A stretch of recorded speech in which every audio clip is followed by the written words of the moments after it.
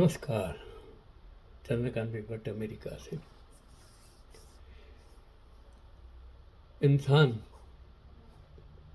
जिसने भाषा भी बनाई, लिपि भी बनाई,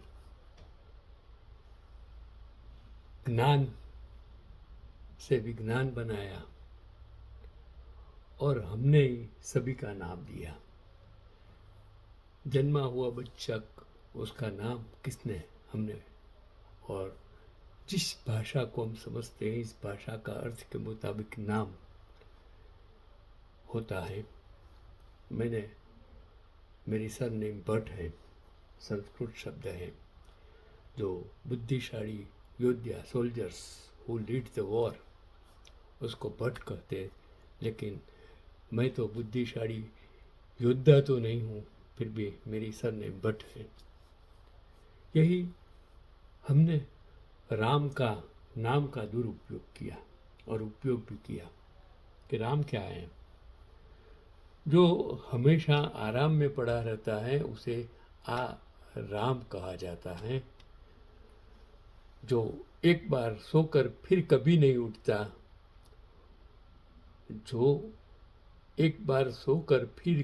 नहीं उठता, उसे हे राम कहा जाता है। आज 140 करोड़ सो गए हैं, पूरा विश्व सो गया है। जो मित्र जैसा लगे उसे सखा राम कहा जाता है। जो किसी राजा को आदर्श मानकर रहता है उसे राजा राम कहा जाता है। जो हृदय को जानता है उसे आत्मा राम कहा जाता है। और जो एक पत्नी जैसा कर्तव्य निभाता है, पत्नी जैसा कर्तव्य निभाता है, वो सीता राम कहा जाता है। और भगवान भी कितना जिसका चरण पूजते हैं उसे तुकाराम कहा जाता है। किसी अवसर पर हथियार उठाकर अन्याय और अधर्म के खिलाफ लड़ने वाले को परशुराम कहा जाता है। जो अखंड रूप से भगवान श्री राम का दास बनकर रहता है उसे रामदास कहते हैं। और आज के युग में जो सुबह के पहर में उठता है उसे तो हम क्या कहते हैं? एला राम। जो सेवा का व्रत करता है उसे जलाराम कहा जाता है। तो प्रसाद भी मेवा जैसा बना कर देता है उसे मेवा राम कहा जाता है। और जो इस लेख को समझा होगा उन सब को, इस वीडियो को जिसने देखा उसको हम राम राम। तो हमने अनजाने में ही 18 बार राम राम का नाम उच्चार लिया होगा। और इंसान जब अंतिम 4 इंसान उसको कंधे पर उठाकर जब स्मशान ले जाता है तब भी हम कहते हैं कि राम राम, राम नाम सत्य है, राम नाम सत्य है। आज गलत लोगों के लिए राम नाम सत्य है, जो सत्ता में बैठकर प्रजा को लूटते हैं। तो फिर आगे तो देखिए, कभी उस कुल मिलाकर आपने किस बार राम राम कहा, इसलिए आप सबको जय जय श्री राम। तो कहने का मतलब है कि राम नाम सत्य है।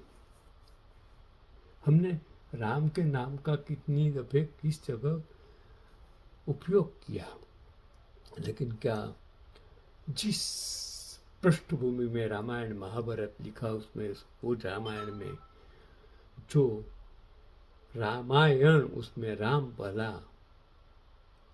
लिखा है, तो क्या उसमें हमने कोई पैगाम प्राप्त किया? नहीं। उस जमाने में, इन परिस्थिति में, इन संजोगों में जो राम को बचाया उसके पास कौन सा हथियार था? तीर काम था। सो आज के ज़माने में ये तीर काम था कभी काम नहीं आ सकता है। यहाँ तो अणु युद्ध होता है। कितने, देखो हमने क्या बनाया, एटम बॉम्ब बनाया। हम सीता की बात करते हैं, क्या हर स्त्री सीता बन सकती है?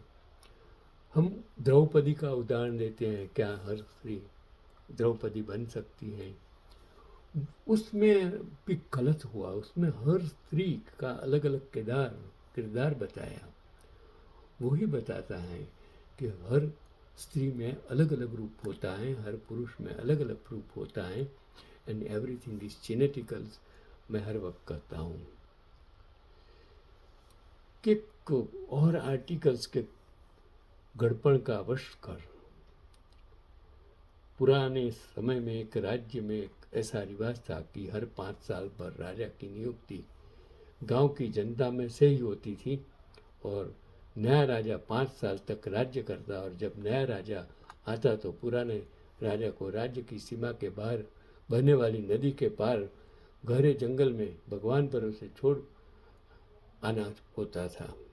5 साल राज करने के बाद उसको उस पार जंगल में छोड़ दिया जाता था। वहाँ के जंगली जानवर उस पुराने राजा का शिकार कर लेते और उसकी मृत्यु हो जाती, क्योंकि उस जमाना और आज के ज़माने में फ़र्क है। जनता में से ही राजा की नियुक्ति एक हाथी करता। उसकी सूंड में एक बड़ा हार लटकाया जाता और हाथी गांव से निकलता और जिसकी गर्दन में वह हार डाल दे वही राजा वह 5 साल राज करता। अपार वैभव और आराम की जिंदगी पर 5 साल बाद राजा की हालत देखते ही बनती है। नया राजा आते ही पुराने राजा को रस्सी से बांधकर नदी के पार भेज दिया जाता। पुराना राजा कराहता जीवन की भीख मांगता पर नया राजा उसकी नहीं सुनता। आज यही हालत भारत में है, दुनिया में है, जहाँ लोकशाही देश है। एक बार एक राजा की 5 साल की अवधि पूरी हुई और नया राजा नियुक्त होते ही सैनिक आए पुराने राजा को रस्सी से बांध दे। तब राजा हंसते हुए कहने लगा, मुझे रस्सी से बांधने की ज़रूरत नहीं है, मैं तुम्हारे साथ ही चल रहा हूँ, चलो। आपको मुझे रस्सी से बांधकर उस पार ले जाने की ज़रूरत नहीं है। सैनिक सोच में पड़ गए कि पहले राजा ऐसा बोल रहा है, अब तक के राजा हो तो कठोर होते थे, फिर भी सैनिकों ने उसे चारों तरफ से घेरे में ले लिया ताकि वह भाग न जाए। राजा गांव से धीरज से चलता हुआ निकला और नेता की तरह गांव वालों को हाथ हिलाते हुए चला जा रहा था। नया राजा भी उसे देख रहा था। यह हंसता हुआ कैसे जा रहा है? अब तक गांव वालों ने तो रोता चिल्लाता और कठोर राजा ही देखा था, पर आज बिल्कुल उल्टा माहौल था। यह राजा लोगों का अभिवादन सह कर जाता था, लोगों को प्रणाम करता था, हंसते हंसते जाता था, जीवन की भीख नहीं मांगता था। तो नदी पार कराने के लिए उसे नाव में बैठाया गया। तब नाविक भी हैरान रह गया।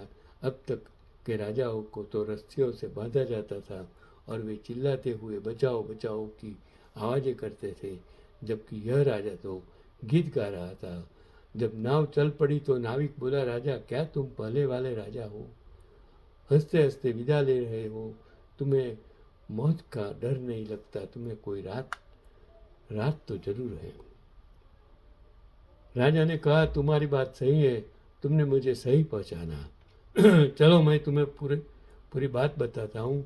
जिस दिन मैं राजा बना तभी मुझे पता चल गया कि 5 साल बाद मेरी भी बारी आएगी और मुझे जंगल में ही जाना होगा। तो मैंने सोचा कि क्यों न 5 साल बाद भी मैं हमेशा के लिए राजा बना रहूं। इसलिए राजा बनते ही मैंने तुरंत सैनिकों और मजदूरों को नदी के पार के जंगल में भेजकर वहाँ सफाई करने का आदेश दिया।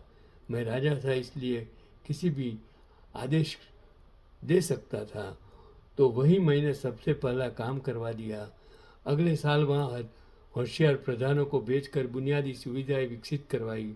जनता के लिए अच्छे रास्ते, तालाब और स्कूल बनवाए, और तीसरे साल ठेकेदारों और मिस्त्रियों को बेचकर अपना महल और जनता के लिए मकान बनवाए, और चौथे साल उस इलाके को टैक्स फ्री जोन घोषित करके अच्छे व्यापारियों को वहाँ व्यापार करने भेज दिया। पाँचवें साल वहाँ भी सभी पेशेवर लोगों जैसे वैद्य, नाई, सुनार, शिक्षक, धनाक्षक वगैरह को स्थायी बसने का निमंत्रण दिया, और आज 5 साल पूरे हुए हैं।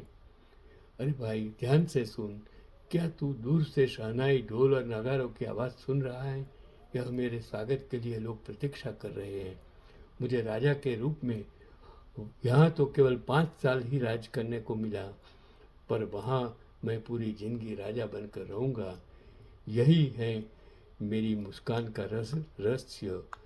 तो दोस्तों, दूसरे राजा को केवल 5 साल ही विलास में महल में गुजारते रहे, पर मैं जानता था कि भगवान ने हमारी कमाई को भी कुछ वर्षों के लिए ही रखा है। अगर उस दौरान भविष्य और आने वाली सेवानिवृत्ति की योजना बना ली जाए तो पूरी जिंदगी राजा बनकर जीने का इंतजाम हो सकता है। लेकिन अगर करियर को पहले 10-15 साल सिर्फ मेहनत, संयम और बिना भविष्य की योजना के लिए आप जी रहे हैं तो दूसरे राजा जैसे पछताने का मौका भी नहीं मिलेगा। पैगाम यही है, जीवन में अच्छा कर्म कीजिए। आपको जब सत्ता मिली है तो सत्ता का सदुपयोग कीजिए। आपके पास धन आए तो धन का सदुपयोग कीजिए।